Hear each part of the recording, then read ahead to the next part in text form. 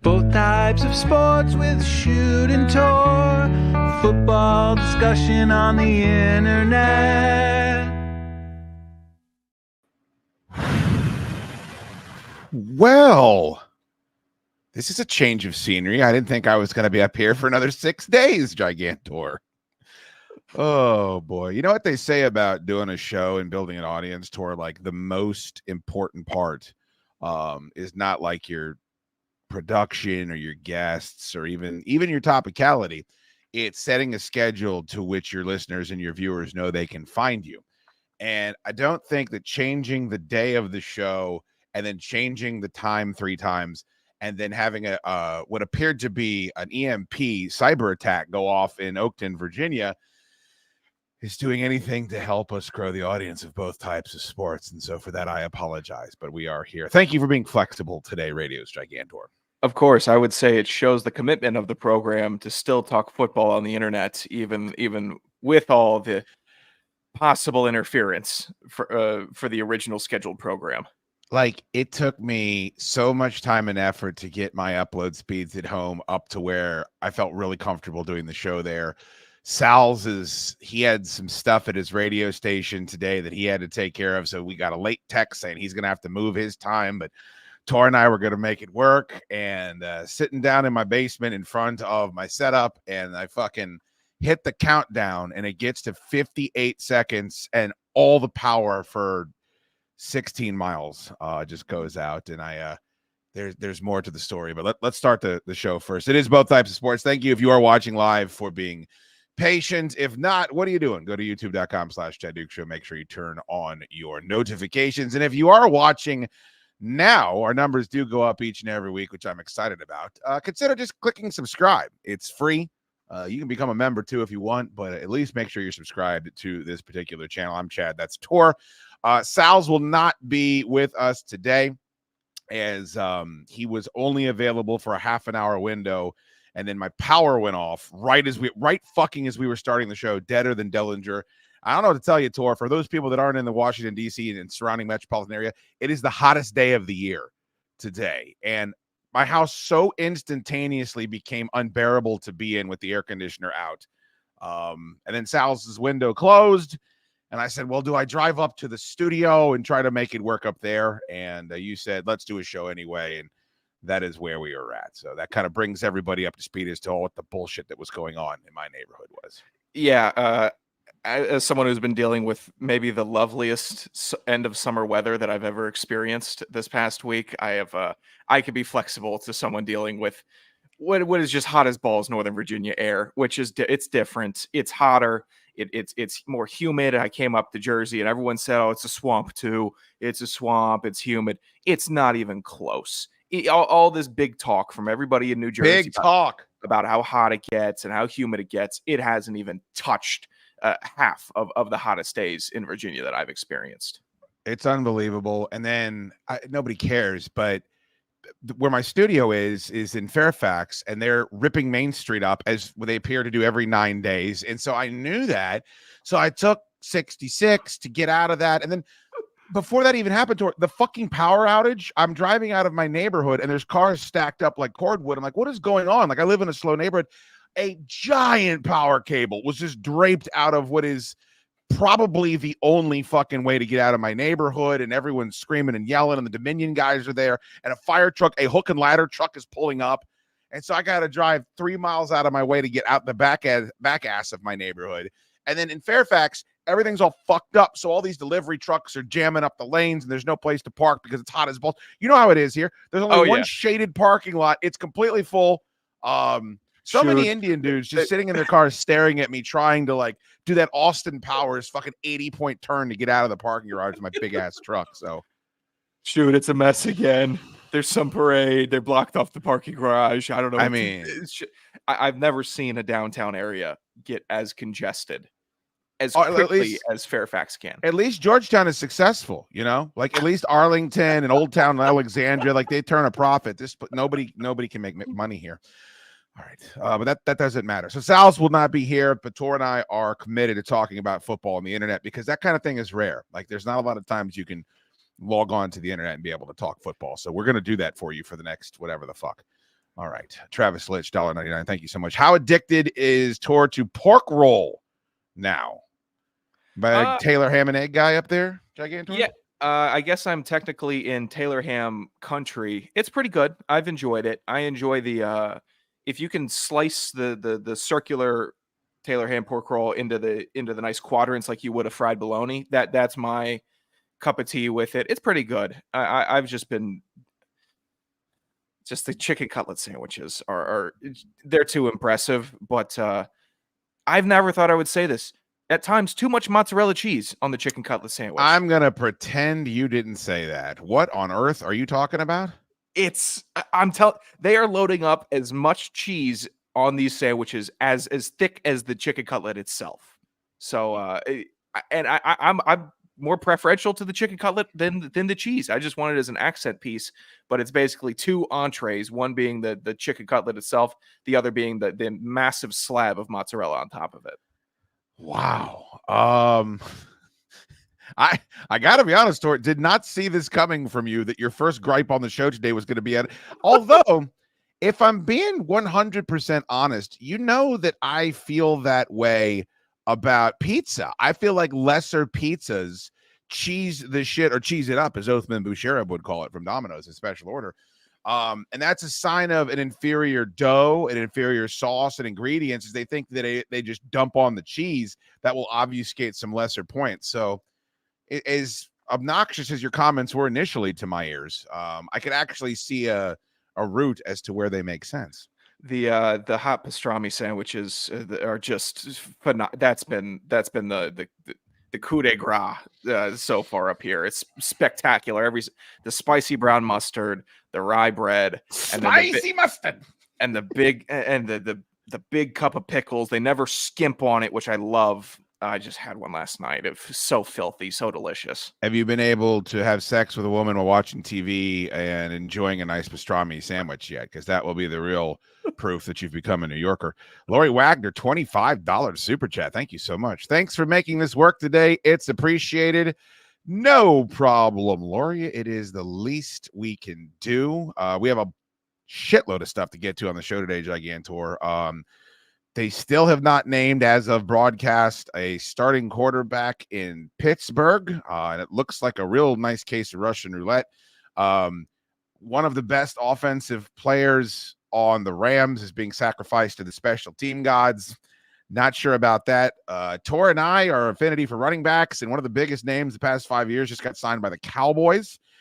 So we'll get to that as well. Plenty to get to. And our buddy Ben Volin had some interesting comments about a discussion he had with Chris Collinsworth concerning Drake Maye. But I wanted to start here simply because, you know, when you talk football, you usually start with the Cowboys. Unfortunately, Jerry Jones is a psychopath. I think we all know that. But I don't know, Tor. I'm not as offended by him as everybody else seems to be. Like, I love that George W. Bush, Barry Switzer, Jerry Jones, Texas good old boy routine. I think Jerry Jones from Arkansas, he at least went to Arkansas, but they all kind of have the same affect. And when you see their quotes extracted from when they're actually speaking, they don't translate the same way they do in their, hey, I'll tell you what, that whole fucking cadence that they have. And he had some really interesting comments to make about his abilities as a general manager. And he dropped about 100 F-bombs while he did it in an interview with Clarence Hill. And it's about his ability to be a GM. And at first, I think everybody looked at this and said, this guy's nuts. He shouldn't be the general manager. No owner should be. And we just look at the numbers where the Cowboys have gone 28 straight seasons without an NFC championship game. He's on the team since 1989. So I think the surface level is this a crazy old man, egomaniac, narcissist. But you cannot deny the fact that as far as a business entity, the Dallas Cowboys are the most valuable sports franchise in the world. And that counts those Premier League teams that are worth a lot of money. It's the NFL's most valuable team and the first sports franchise in the world to be valued at more than $10 billion. So when you read this, Tor, is he just talking about being a general manager and picking the players and doing a good job, or is it all encompassing? Because whether we want to admit it or not, he's got an argument that he's done a pretty good job as the Cowboys owner. I think a lot of it's rooted in nobody can come here and be Jerry Jones better than Jerry Jones. And from a GM standpoint, you could look at his track record. He's brought in stars. He's found receivers, running backs, defensive ends, offensive line. The Cowboys have each team does recruits and scouts teams play certain positions better than others. And the Cowboys, you could argue that they keep finding a quarterback. They keep finding a tight end. They keep finding these guys. And pass rushers, offensive linemen. They can't find head coaches. They can't find defensive coordinators. They can't find a backbone in the second half of the season. There's a lot of things about the team that is flawed. But when you're putting together the Dallas Cowboys team every single year, you can look at it and say, not bad. Pretty good team on paper. Now, what they do every year, the lights are way too bright in Dallas. They have, I think, passed the level of being able to succeed under the expectations with the regime, and maybe for a while until they get a true hero at the quarterback position. But I think he does do a very respectable job of putting talent on the field before week 1 of the season. And I think it's really hard. I think we look at the Patriots and we look at the Chiefs and we see these dynasties and we see that they can happen, but it's incredibly difficult, Tor, year in and year out in a single elimination format to go in and win 3 of those in a row. And that's kind of what the Cowboys have had to do. Now, they also were butt-fucked out of the Super Bowl appearance by a bad call for Dez Bryant. I mean, I think we should at least – they could have a championship that year. They were one of the best teams in the league. I don't know if they go on to win the championship, but I always say this, and I've said it for as long as I've talked about sports and anyone has listened, is that relevance is not something to be discounted. And I think you watch the Philadelphia Eagles fire Andy Reid. And you could just pencil them in for the NFC Championship while he was there, and you could pencil them in for at least the NFC Championship game while he was there. And they just decided, it ain't working no more. Go ahead on to greener pastures. And what happens? You know, he finds a little different mix. He finds his quarterback, and they win every Super Bowl every single year. So I understand if I was a Cowboys fan, like watching Mike Tomlin get shat upon by Steelers fans on a regular basis makes no sense to me because they're not my team, right? I can see that he's very consistent and he's great behind the mic, and I love his message, and everything about Mike Tomlin's great, but I'm not there each and every year expecting what the Steelers fans expect and not getting rewarded. So it's easy for me as a Cowboys fan to look at that and say, what the fuck? They win 11 games every year. They're in the playoffs every year. They get home games in the playoffs every year. They got superstars all over the field. They're always at the top of the ESPN crawl. You know, it ain't Lombardi trophies, but that's something I think the Jacksonville Jaguars would love to have.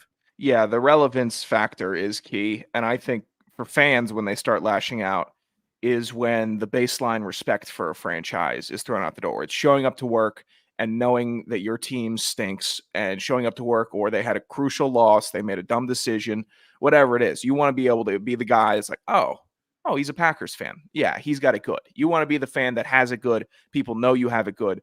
Not, and it's tough for the Cowboys. They're in the position. They wanted to be America's team. They won all the Super Bowls, and now you have the target on your back for life. And maybe the Chiefs fans are starting to take a little bit of that off of them recently, but that is always going to be a mainstay American industry of being a Cowboys fan. And that brings a lot more intolerance towards your fandom, I'd say, just because of the spotlight that they're given. And all the Cowboys want is a playoff win. Give me to the NFC Championship. Get me somewhere.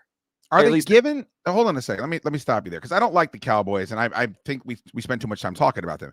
Are they just given that spotlight? Like if you want to talk about them, they're not a 2-win team. Like if they were turning in consistently what the Carolina Panthers offer up as an output in this league, or the Washington Commanders, or whoever you think is the dog water franchise in this league, and they were still getting this magnitude of attention, they're always competitive. They always have superstar players.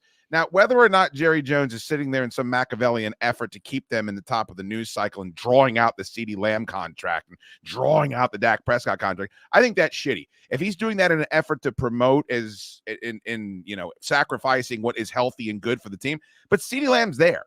Does CeeDee Lamb need to go out there and play preseason games against the Titans or whoever else, the Cowboy? No, I don't think that he does. I would rather him have spent time in camp getting into game shape, but I don't think he's going to show up with a big fat belly like Ezekiel Elliott did. He doesn't strike me as that type of guy. So that's an interesting part of the conversation, Tor, is if Jerry Jones is doing things as a promoter, of which he probably is the best in the league, that hamper his ability as a general manager. But if you're going to have me rank general managers in the NFL, I would put Jerry Jones in the top 15. How could you not? I mean, they found franchise quarterbacks. They found foundation left tackles and pass rush, all the things you talked about on a consistent basis. He's in the top half for sure. That would be I would not be able to discount him being a top 50% GM. And it's also, he gets a lot of shine because he's also the owner. An owner Sure. and Washington fans, it's a very sensitive when owners start meddling and start making the decisions because they're the owner and this is what they want and they want it to be run this way. They want this player. A lot of the times that gets muddied up and the owner loses favor very quickly. But Jerry Jones has been able to do the owner job and the GM job at just a high enough level to preserve both parts of his, I guess, part of the Dallas Cowboys. So he's done a good enough job on both ends. Mike Greenberg had a batshit crazy statement about, or at least a hypothesis about the direction the Cowboys could potentially go. I want to put that a button on that before we move on from them as a topic. My buddy Chief of DC is in the room. You listen to CDVTW every day. Thank you so much for finding us over here, Chief of DC. And extra special thanks to the always generous Corey Rita, $49.99 super chat. Been looking forward to today. Lots to discuss. Took a lot to get us here, Corey, so that means a lot. A super chat of that magnitude. Unfortunately, our buddy Sal's will not make it with us here today, but he will be back next week, and he will be back for the entirety of the football season. So looking forward to that. I, of course, am headed down to the beach tomorrow, so we had to do the show a day early. So thank you for being flexible, Corey, and thank you so much for the $49.99 super chat. That is fantastic. This is even, I mean, on that level, 20 Chad Duke Show gifted memberships. Make sure you go to your settings and turn on accept gifted membership. Bobby Double L is making it fucking rain on both types of sports. You get all the back catalog, all types of fun stuff if you become a member of this channel as well. And you just got a month for free, courtesy of Bobby Double L. A lot of people are going to get G'd up because of that. Thank you, brother. Very, very kind of you. The other thing that I wanted to bring up, and I was very interested in talking to Sal's about this, is that I was listening. I don't know, Tor. I don't ever watch ESPN. Like, I never physically turn on ESPN unless it is Monday Night Football or I have TiVoed NFL Live. So I can fast forward through their horrific commercials. There is a commercial on ESPN where a baby is shitting its pants that I've seen 800,000 times. It runs every commercial break. I have to be able to skip through it. But what is that horrible Mike Greenberg show that I just assumed was going to be canceled within 6 weeks of its beginning? I believe you're referring to Get Up as the show. Yeah, that's it. Is there like a rotating cast of characters on that show? Because that's just Mike Greenberg's show, right? I believe so. Let me confirm that. He left Mike and Mike to do that show, which I don't understand because Mike and Mike wasn't necessarily my cup of tea, but it was way less obnoxious than this show is. But yeah, hosted by Mike Greenberg. Yeah. So, but well, it doesn't matter. So I guess he's Teflon Don. Oh, I don't know. I've been told Mike Greenberg is a super nice guy. Like, everybody that's bumped into him says he's the salt of the earth dude. He refers to himself in the third person as Greenie all the time. It makes me want to fucking, eat one of my dog's greenies and throw up for hours. Like, that's the level of obnoxiousness.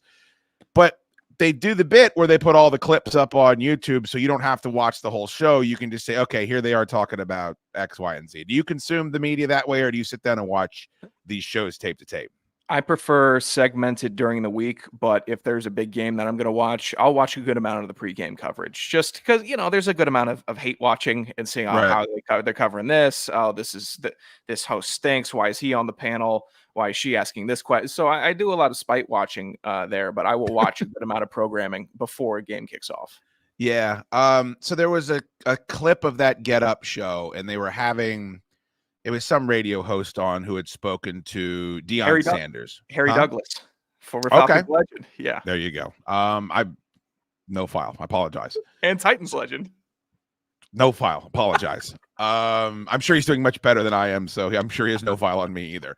So he's got this guy on, and he gets friends with Deion Sanders, and Deion goes on his radio show and says, they're talking about different things as far as coaching goes, but he puts over Jerry Jones.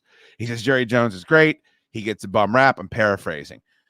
Out of nowhere, this guy Harry Douglas is talking about how Deion would never coach professionals, that he's not going to coach anyone that makes more money than he does, which is interesting because we're a couple years away of NIL and transfer portal nonsense where there's going to be college players that might make more than he does. Who knows? Mike Greenberg comes swinging in on a chandelier, and he says, I think that Deion, I don't know if he was predicting it or if he was speculating, but Deion Sanders and his kid, who plays quarterback at Buffalo, right? For the Buffaloes, Colorado. Yeah. Who is projected to be, I know he was projected, Schoode Sanders was projected to be the number 1 pick overall this year, but that's they've tempered those expectations. Have they not, Tor? He's still projected to be top 10 pick, first round. But, there's the Carson Beck influx, the James Pierce influx has created competition for the number 1 overall pick. But he's still considered to be a premier draft pick for the NFL. So that was what makes this statement even more bamboozling, because he said Deion Sanders coaching the Cowboys and Schoode Sanders quarterbacking the Cowboys. And he's like, why wouldn't that happen? Deion's got all these glowing things to say about Jerry. It would be a gigantic splash. Players would respond to Deion in a way they're never going to respond to Mike McCarthy, because Deion is maybe the best at his position of all time and maybe a top 10 player of all time. And he certainly is, braggadocious and robust in character. Like he's a type of guy that you would assume could relate better to professional football players because of what he personally has accomplished. And then, of course, his kid is fantastic. So you move on from Dak Prescott, CeeDee Lamb is there. And I guess it's just ESPN in the morning fantasy booking. But I was thinking about it, and I guess you believe that Deion Sanders is going to turn it around, and you have to believe he's going to do well this year. And he inherited a mess, and I've heard people say he did a pretty good job coaching for the most part last year, despite what Colorado's record was. But is that just ESPN gas bag bravado, or does that sound like something? Because it certainly would snatch all the headlines in the world that Dallas would be interested in normally doing. It would be the biggest sports story for the entire offseason if it happened. And I think ESPN knows that. And ESPN is excited to possibly push it because the consideration of Deion Sanders and Schoode Sanders playing and coaching in Dallas would explode the sports world, because his first year in Colorado would traditionally be called a success because they were such a basement program with 1 win and 2 wins and 3, and they got him 4 in the first year. But there were some awful losses across the way and some things that you just wouldn't expect to happen from a Deion Sanders led program. Seeing that the success he had at Jackson State and all the wins he was able to rattle off, well, he brought in really good recruits and transfers because of the Deion Sanders effect. It would shake the sports world to see him go from what I would project this year, 6-win season, mediocre Colorado team, but you're talking Colorado, not Dallas. Yeah, Colorado. Yeah, Dallas, I think will be fine. Top half of the NFC. I would expect 10 or 11 wins from Dallas. That's fair. I think that's a fair expectation. So it would be layered with college coach that hasn't made the CFP, hasn't had over 10 wins in a season at the FBS level, moving into the biggest head coaching job in all of sports. And he's coaching his kid also. So every topic in that news cycle would go bonkers. Right. And even projecting that and forecasting a possibility of it, I'm sure that clip of Greenberg pitching that 10 times to the listens and views of every other clip that they posted on the YouTube channel. So it's bullshit then. So it's just clickbait. I think it's a very clickbait thing to say, especially before the first week of college football and NFL kickoff. I think it's just gas bagging. Here's where does gaslighting, you mean, or gas bagging? Because it could be both. I would say people like saying gaslighting. I haven't heard that term recently. The Cliff Kingsbury hire, Tor, is that not like the diet version of this? I mean, Cliff Kingsbury has never won anywhere, but people know like he's a good offensive mind. And Arizona, it didn't work with Arizona. It had its moments. Like he would start off strong, and the pairing with Kyler looked like there was a lot of promise, but they were kind of bringing him in because of what they projected him to be at some point. And I would assume with Deion, that's why you're bringing him in as well. Now, I don't think Deion he's got two of the best college football players in the world, in his program right now, that he can claim, I'm sure. And there's others that have had success, but Kingsbury's got that resume of working with those quarterbacks. So I don't know if it's an apples to oranges or it's on the same level, but Deion certainly would bring more of the sizzle, and he would certainly bring more, you would assume, credibility in a locker room than Cliff Kingsbury would, who I believe had a cup of coffee in the league as like a backup in New England after playing for Texas Tech. But I kind of view it as the same type of hire, except just on steroids, if you're going to start hiring guys to project to be something else. For resume projections, I would agree, but there's such different coaches, and I don't know how NFL players would respond to the excellent preacher that Deion Sanders is. When he speaks to his team, he preaches what you need to do to get to the NFL. What do you need to do to be successful? What do we need to do as a team to win this week?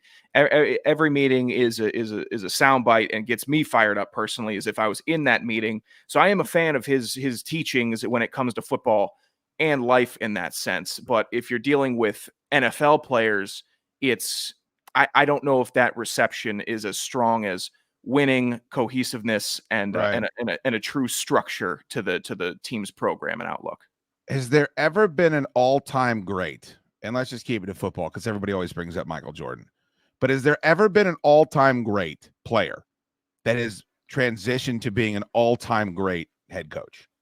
Because I think Ditka was a really good player. I think Madden was a good player.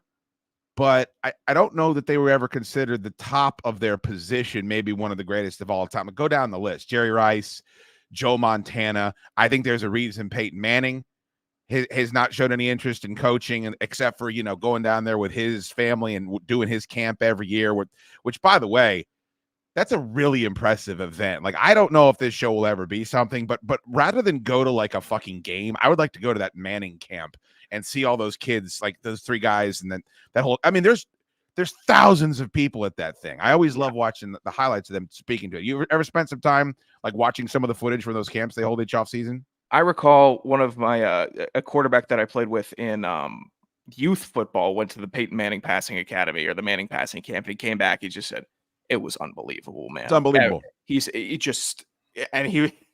fill a stadium. He didn't play football after high school, but I always recall him going and going to that camp and coming back and saying, you wouldn't believe what it was like. Lawrence Taylor, I mean, just go down the list of whoever you think the best of the best is to ever play this sport. And they usually don't become head coaches because it's not that they don't work hard, Tor. And it's not that I don't think they're incapable. I just think there's to be the best of the best where you're already playing against the most elite athletes in this sport. You're blessed by God. Like, there has to be shit that's just intangible that's in your body. You've never heard a sixth man off the bench. They're the ones you're like, they got a high motor. They're scrappy. They're going to outwork everybody. First in the building, last out. Like, you got to have all of that motor and then also just be blessed. And having the things that you can't teach somebody, how do you coach them up on being Deion Sanders and being able to run a 4.240? You can't do that. So what is my experience going to be able to be? How is that going to be transitioned to you? Like the Harbaughs, fine NFL quarterbacks, fine, but not even close to the greats. But they had. I think that helps, don't you? Don't you think it helps? Yeah, because they're closer to the mean of NFL players, knowing how they operate and work, and being able to coach them that way. Somebody was talking about Alex Van Pelt. I think he's the offensive coordinator, quarterbacks coach in New England this year.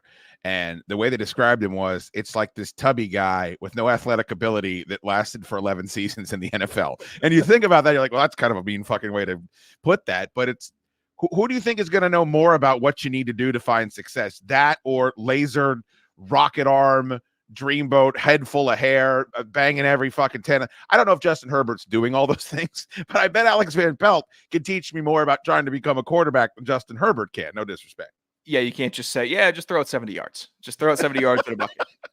Coach, I was a 7th rounder. Well, I want to, I'm trying to stay on this team or practice squad. What do I need to do with the things that I can't do? Sure. It's like Anthony Richardson's like, all right, first deadlift 1,200 pounds. Like, what? Bench press 500 pounds, and then we'll head out there onto the field. Like, no, what? How? Rick Austin, 11-11, 4 sticks. You know the rest. Tor, I don't get the bit, and it doesn't even matter. Thank you so much, Rick, for the $11.11 super chat. Always nice when people super chat over here on both types of sports. Tom G, 1999. Thank you, brother. This show is excellent. You ain't fucking lying, brother. You ain't lying. By the way, if you want to comment on anything that we are discussing, $2 gets you in. We'll throw you up there. We'll respond to what you have to say. But we also appreciate just people being nice, like Tom G. Thank you, bud. This Jeremy fan of radio right there. 1999 clean shaven Tor is disturbing.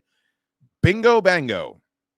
And it ain't gotten no better. I was hoping a couple of days time. I was like, maybe he'll have a 5 o'clock shadow going by now. Nope, he's still 13 years old.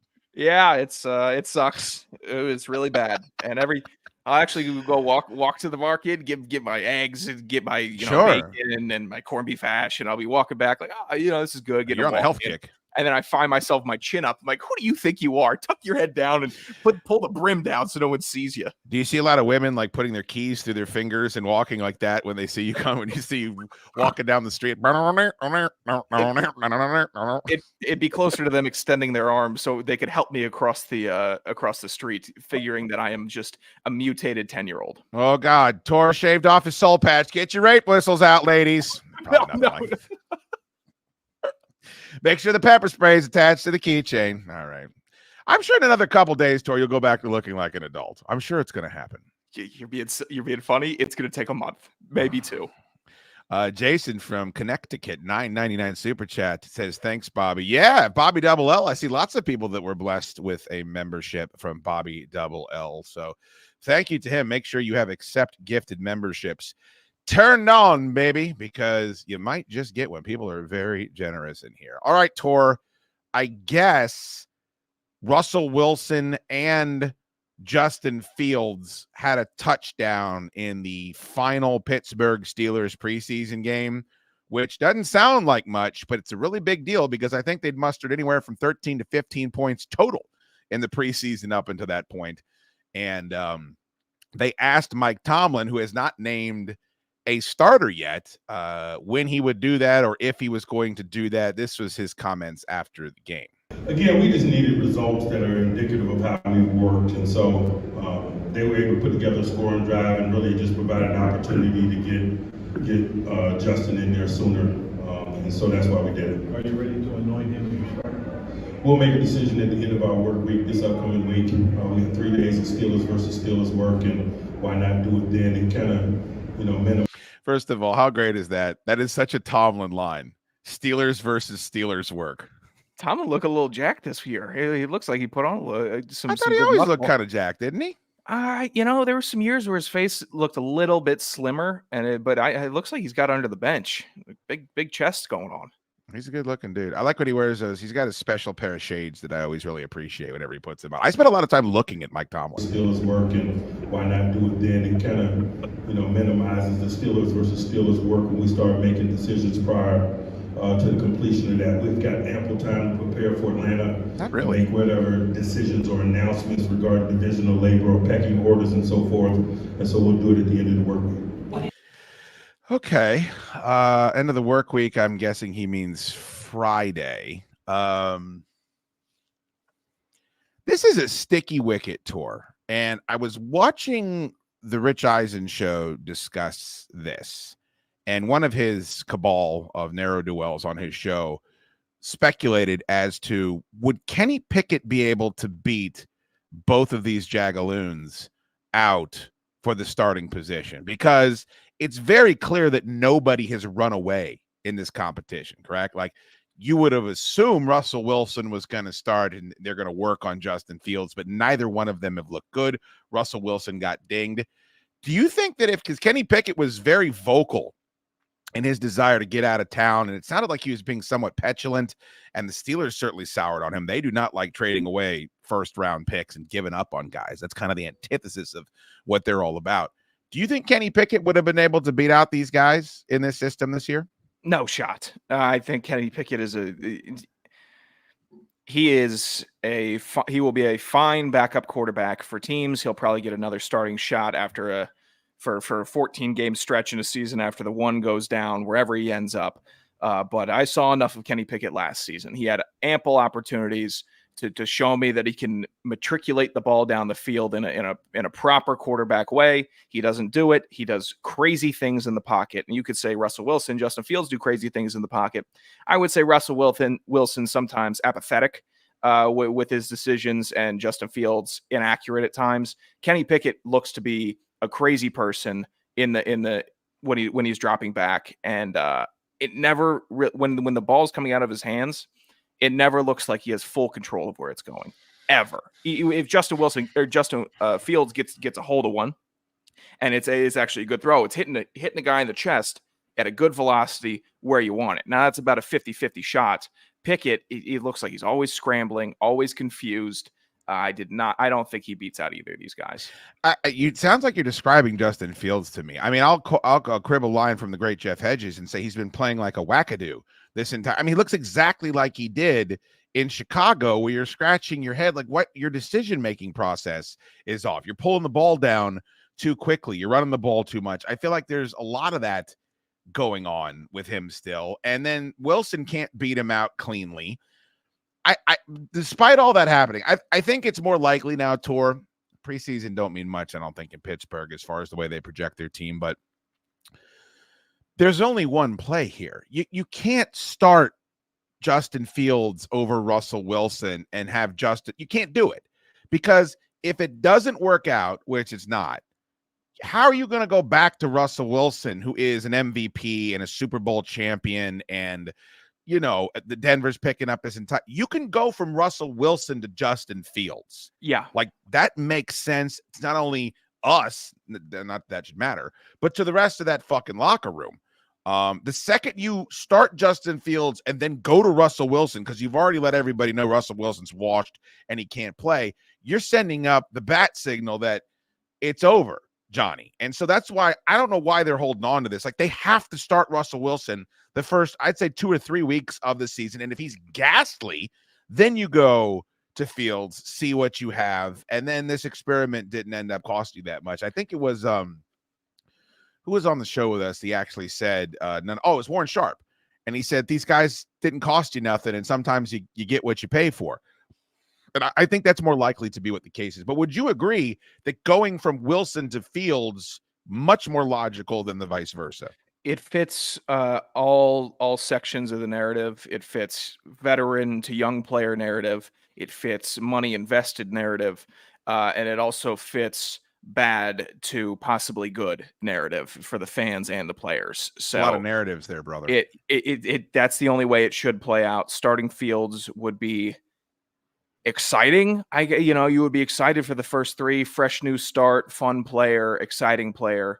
And then you would say, we could always turn to Russell Wilson, but Russell Wilson isn't a backup quarterback, a true backup quarterback just yet. This is his final stop before it actually fully decomposes from starter that we're taking chances on to backup, where we saw Carson Wentz go from starter that we're taking chances on, now full-time backup. That's just how the progression goes with quarterbacks that start burning out in the league. So Russell Wilson starting before Justin Fields makes way more sense in my mind. Yeah, I don't know that waiting this long was necessary. Again, I like letting the guys in the locker room know that you see what they see. The trouble is if Mike Tomlin's not comfortable announcing the starter, everybody, the grown men, the professionals that are expecting to go to the playoffs this year, that are expecting to beat the Ravens once or twice and the Bengals once and twice, they're seeing all that too.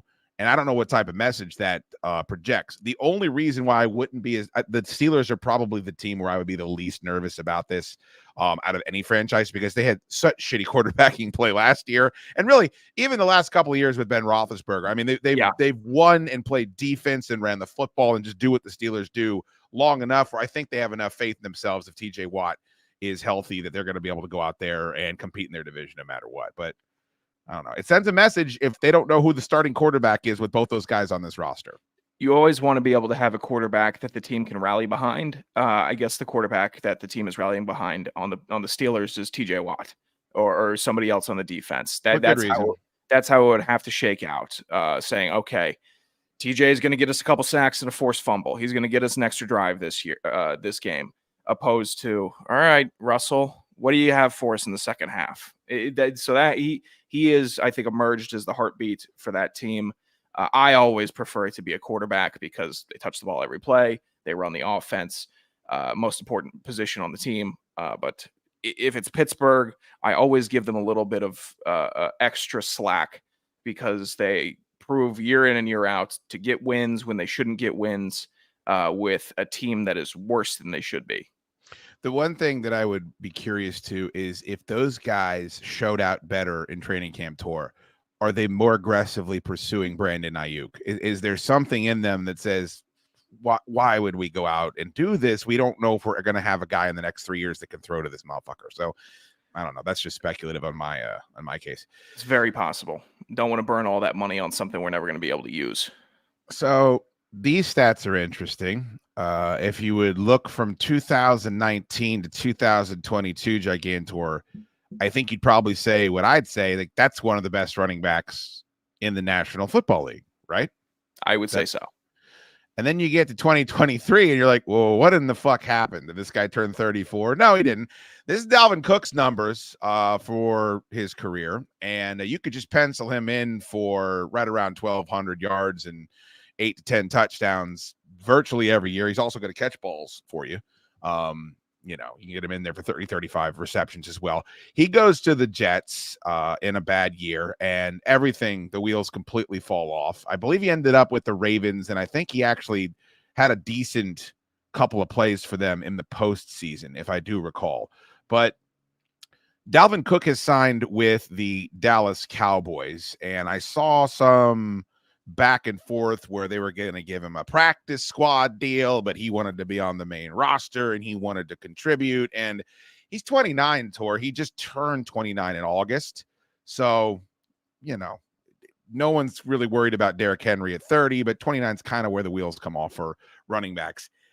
I don't know what he's going to be able to contribute to Dallas. I think it was foolish for someone not to bring him in this year and see what's left in the tank. Some of his workout videos, by the way, are fucking unbelievable. The guy's absolutely ready to play, at least as far as the type of conditioning he's in. He's jacked. Fantasy-wise, Jesus Christ, what a bloodbath that Dallas backfield is. And I'm looking at it. They got a couple of young guys. Is he penciled in to be the starter? I believe that he is. Last time that I saw the depth chart, it was Ezekiel Elliott, number one back. You know what this reminded me of is when the Skinny Skins did the whole Fast Willie Parker, Larry Johnson experiment where they were bringing those guys in. And I think Sean Alexander was there. Oh, yeah. How could you forget? Yeah. It's a very Washington Redskins at the time move. But if we're being fair, Tor, they brought in Adrian Peterson. It is, at the end of his career, and he was the best player on their offense. It's my favorite version of Adrian Peterson ever. Going for 85 yards against Philly. Maybe my favorite Adrian Peterson play ever. I was such a fan. I mean, there was such a dark time to be a Skins fan because they're just so bad. But like you were watching Adrian Peterson running completely upright, by the way. I don't think he ever put his head down. Just running straight upright with the giant muscles, and he's just busting through arm tackles. You're like, I cannot believe this is happening for my team. I don't care how old he is. This is one of the most glorious things I've ever seen in my life. He had so much weirdness with the Saints and then the Cardinals, and then it clicked for him in DC where it never clicks for anybody. Yeah. And you let him go on the tail end of his career while he's still productive. I'm still upset about that. You have a veteran running back that is literally giving you all that he has every single time. And it hasn't worked. It didn't work for him in Seattle afterwards, anywhere. And the only place that he was actually contributing was in that Washington scheme, and you let him go. Where did he end up in Seattle? I want to say that he was a Seahawk for a cup of coffee. Yeah. Look, if you believe that you are a Super Bowl contender, you can do stuff like this. You can bring in aged veterans with one line. Like maybe you're only looking to give him 150 carries. I don't know. But Tor, it's interesting to me how many times when this goes down, it actually pays dividends, because it's not that often. It's not that often that an entire league gets a look at a guy, especially at this position, and they all collectively decide, all right, we're going to move in a different direction. Adrian Peterson, by the way, ended up on the Titans for a while. I don't know if you recall that. He did. Yeah, I believe he was on the same team with Julio, which is it's just fucking, I mean, on paper, it looks so fantastic. I don't think the execution was all that great. I would have bought both jerseys. Yeah, you would have had to. I'm positive I have a Titans Adrian Peterson signed card someplace. I'm almost fucking positive. Who did they choose? Was it Antonio Gibson? Like the Commanders or whoever they were at the time, the Washington football team, they just decided they wanted to get younger or whatever. And I'm like, okay, but you're still cutting the best player on your offense. You're still deciding no Moss for a guy that helped you more than the rest of these Jags. I think it was the Gibson year. And then they doubled down a year later with Brian Robinson. What do you think about Cook to Dallas? I mean, I'm a Dalvin Cook fan, so I'm glad he's going to be in the league. But the best case scenario is he's still got meaningful football to play and he's doing it for the Cowboys. I don't like that part of it. The last year for Dalvin Cook was so weird. Watching him run for the Jets, he didn't look comfortable ever taking the handoff. And this was early in the year before the Jets' offensive line was decimated, before they started having the injuries. And he was running into tackles' backs. And maybe he just wasn't getting, because he got there on short notice. Maybe he didn't get enough reps getting in the scheme and how they move and developing chemistry with the offensive line and where they're going to be.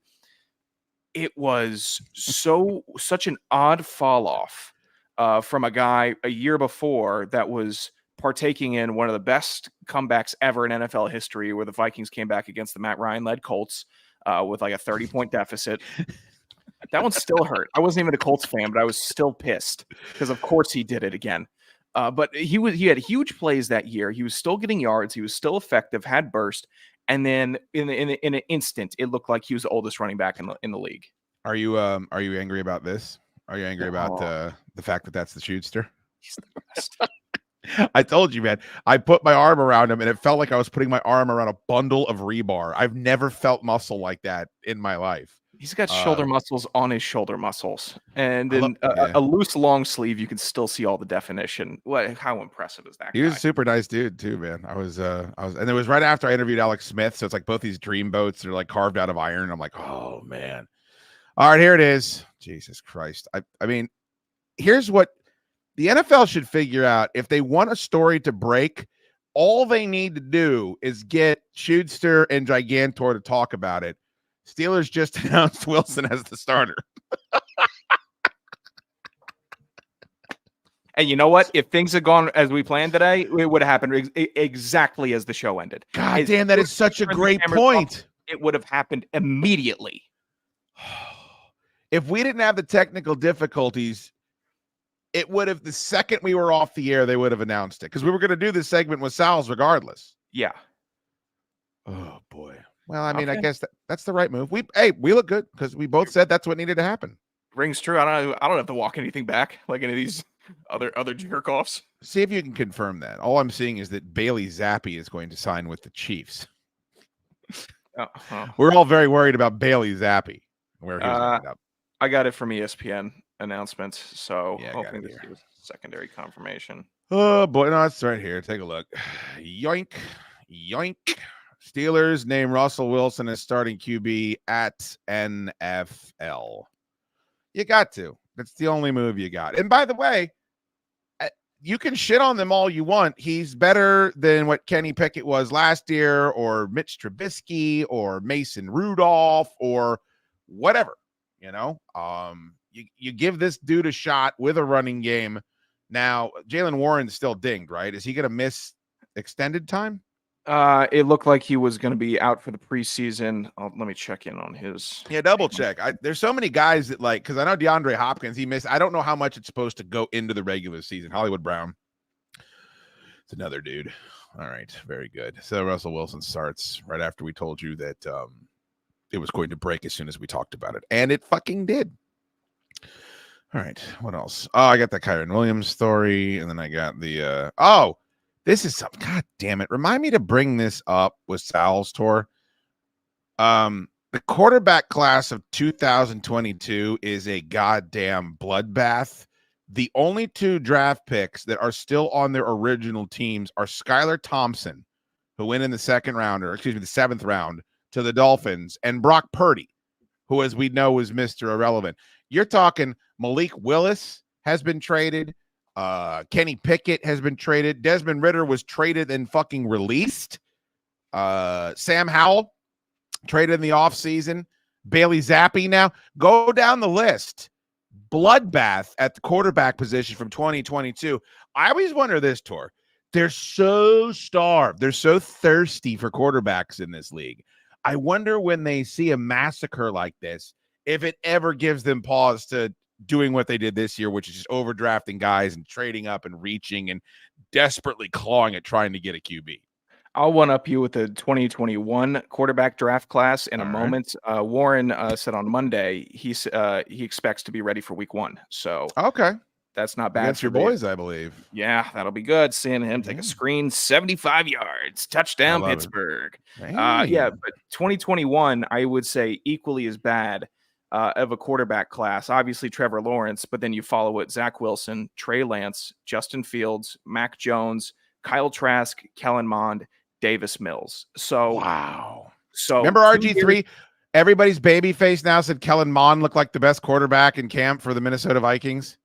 It's awful takes. But so between 2 quarterback classes, you have 2 guys that are, the jury's still out on: Trevor Lawrence and Brock Purdy. Between 2, and then that's a total of 17 quarterbacks taken.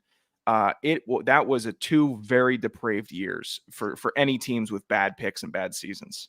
Is Trask still slated as the backup at in Tampa? I think he is. Let me see. Here's depth chart. Let me take a gander at that. Yeah, he's Baker's backup there. It looks like they're only carrying 2 quarterbacks there.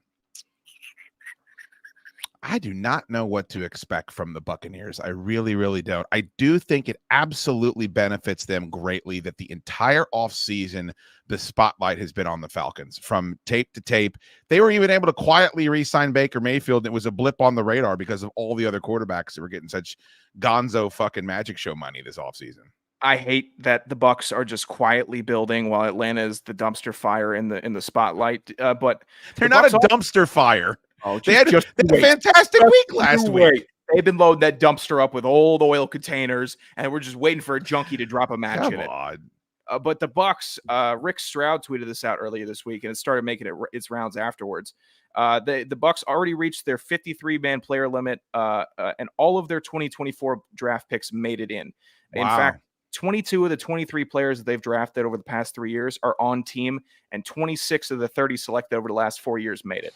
All starters except for Baker Mayfield and Ben Brendanson, bad last name, were drafted by the Bucs. I tell you this: if you're going to make a list of things that healthy franchises do, Tor, drafting your players, developing your players, and having them contribute to your team in a meaningful way, and then retaining them after that.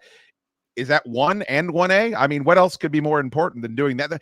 There's a reason why Tom Brady wanted to go to Tampa Bay. I mean, they were doing it the right way before he got there, and they're continuing to do it the right way after he's left.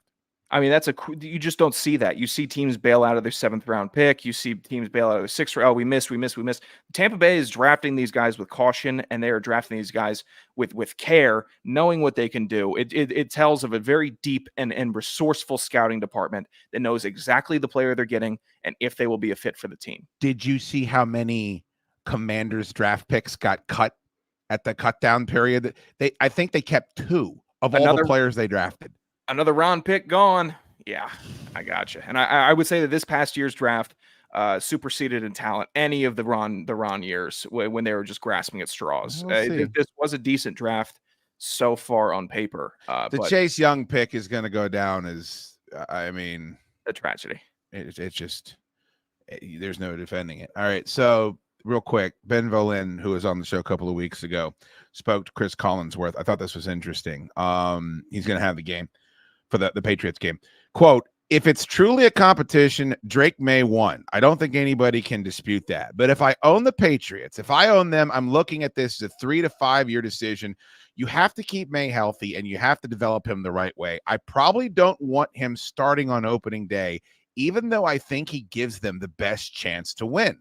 I kind of would like to see him watch Jacoby Brissett lead a practice, run the huddle, go through the game plan, memorize everything you do. If you lose the game, get beat up by the media, just let him watch somebody else do that for a month at least. And then if you feel like it's time for a change, that's probably what I would do. I think Collinsworth can be incredibly annoying, Tor, as we all do. If you count the times he says tush push during a game, you just want to hang yourself. But this is very wise. The biggest problem I have with it is something that I hear from so many players, and I've been lucky enough to talk to a bunch of them, and they always say the same thing, that everybody in the locker room can see, and everybody in the locker room knows football. And if you're starting a guy that isn't as good as another guy for a reason other than winning football games, that is a very blatant message to send to veterans and to guys. Why am I sacrificing my body if we're sacrificing this season to pledge fealty to Drake Maye's third year? Now, I want to say I agree with Chris Collinsworth, and I think in an ideal world, we pump the brakes and say he's not. We come out and he's not playing this year. He's not going to play. We knew that he was raw. We knew that we drafted him for the future. He ain't playing, so get over it. Like, I wish that somebody could come out and be that transparent. But that's a tough thing, Tor. If everyone knows Drake Maye's better and they don't start Drake Maye, what are the aftershocks? What are the ramifications like for that team that's got to go out there and get into car accidents every Sunday at 1 o'clock? It's going to eventually transpire into just give the kid a chance. Just give him a chance. And that's when the heat starts coming on the team from the fans. That's when the heat starts coming on from the players watching. You can only see so many bad interceptions from your starting quarterback. And that is compounded if you know you have another guy waiting on the wings. And he's just sitting there watching, trying to be a team guy, backup quarterback, always the baby face in these situations, especially if there's an older vet that's going out there and trying his best, but dicking around. So give us the best chance to win. We all want to win. We all have bonuses on the line if we win more games. We all have incentives. So there is real money at stake, and there's real pride at stake with winning and losing, and no one wants to be a 2-15 franchise. It's awful. I watched Calvin Johnson said that year where they went 0-16 in Detroit took a huge toll on him and the entire team, and that was probably contributed to why he retired after 9 seasons, a good amount. No one wants to be on a losing team. If you feel like you're being inhibited from winning by the front office or the coaching, then that is also going to cause a little bit of chafe within the team. So I get what Collinsworth is saying. I thought Drake Maye really flipped the competition, or flipped the whole discourse on its head after the last couple of weeks, where it was start a camp. Yeah, there's no shot. It's Brissett's our starter. And then you have Gerard Mayo coming out and saying, yeah, Maye looked really good. This has become a little more tricky than we expected it to be once we saw him in the game, showing his legs, showing the big arm at times. Well, you saw, Volin was making it sound like it was already being discussed that was a bust of a pick, that he couldn't play the position. This is a far cry from that. This reminded me, though, of, I don't know if you saw the comments, we were going to talk about him today, that Montez Sweat made to the Chicago Sun-Times this week. He talked about his time in Washington, where they went 28-45-1 in 4.5 seasons. And he called it a toxic, heavy toll, just losing and people around you kind of being okay with losing. It could sometimes rub off on you. And you see what happens. He gets traded to Chicago. He has 6 sacks in the final 9 games, goes to the Pro Bowl. They go out there and go 5-4 after Montez Sweat joins that team. That defense starts looking like, oh, wow, we can really build about this. And they're off to the races for the hype train that we see now. That's the part of it that I really get nervous about, is that Montez Sweat clearly is a goer, and he just needed to get out, and he needed to find a change of pace and a different scenery. And that meant leaving a toxic franchise.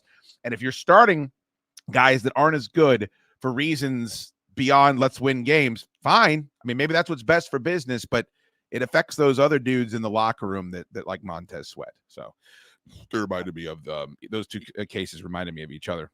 Yeah. We'll go ahead.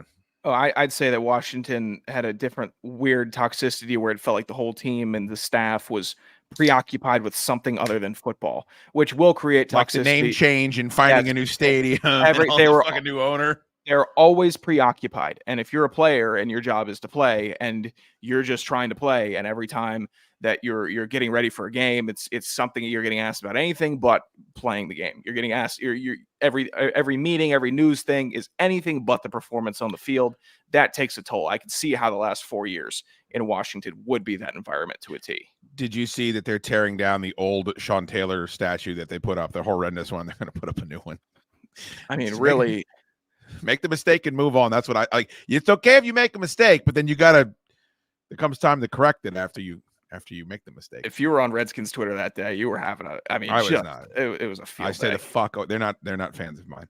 Let's see. Top 3 overrated quarterbacks. An ESPN poll of 103 NFL players.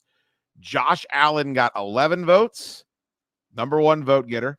Jalen Hurts got 10, and Tua Tagovailoa got 10 as well. Very, very interesting. This list is, and I'm curious, Tor, do you have any problems with any of these guys making this list? I have a problem with the Josh Allen overrated stuff because it feels like in the AFC, it feels like being an Eastern League team and you're in the Eastern Conference Finals every year and you're good, but then there's LeBron and the Heat, or there's LeBron and the Cavaliers, and you just got 4-0'd into oblivion. Sure. And that's what the Bills Chiefs has felt like to me. Whereas each time the Bills are playing the Chiefs, it's tight, it's competitive, it's hard fought, but they don't get the win against big bad LeBron / Patrick Mahomes. So the overratedness, I think that's just because of expectation and the boom that he had in the second or third year of his career, where you thought, okay, this could be a real dueler. I don't have an issue with the Jalen Hurts stuff because the rushing touchdowns, the odd scheme with the quarterback sneaks, sometimes he would disappear in big games and the accuracy or the decision making was off, and you didn't feel like Jalen Hurts could take over the game with his arm.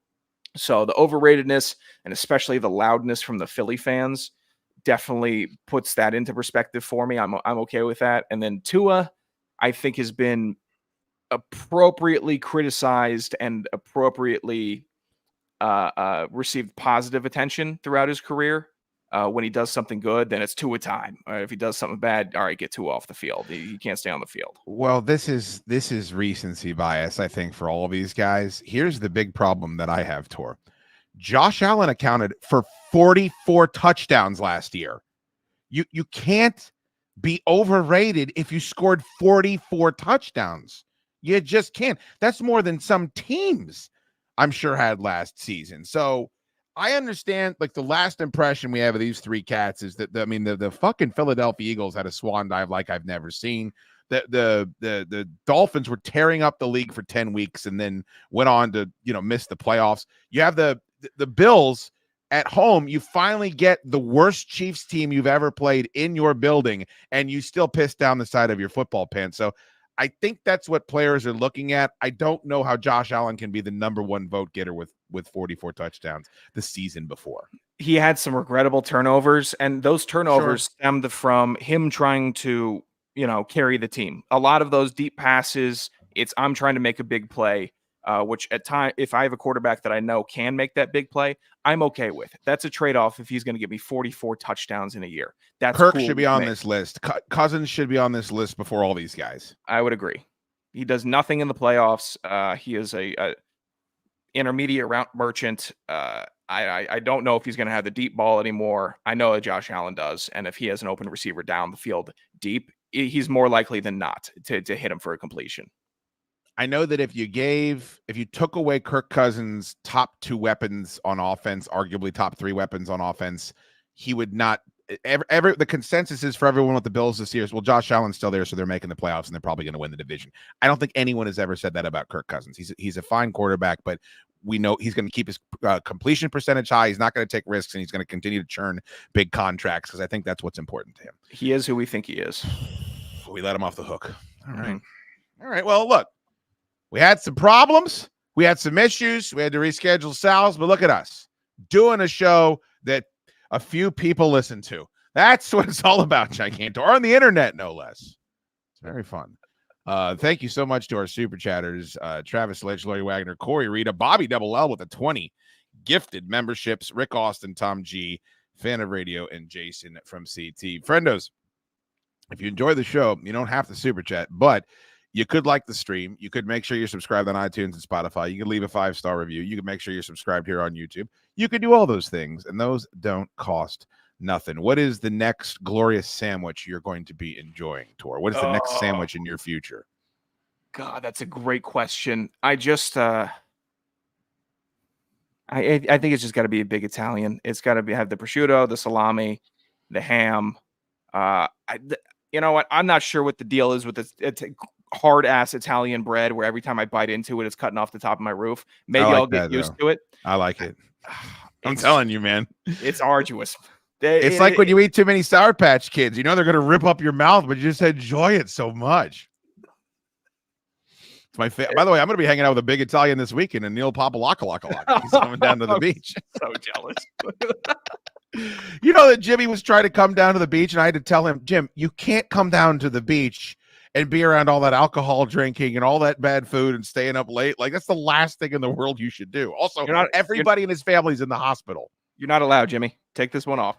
You're not allowed to go to camp this year. All right. You didn't get good enough grades in school. You don't get camp. You can't go to the water park. You can't go to Cameron Run because he's going to go there and take a big dump in the wave pool. Summer school. That's what he's in. Oh, holy shit. All right, Tor, go long. Hey, what do you got? Both types of sports. Yeah, what's it do? Go long. Real long.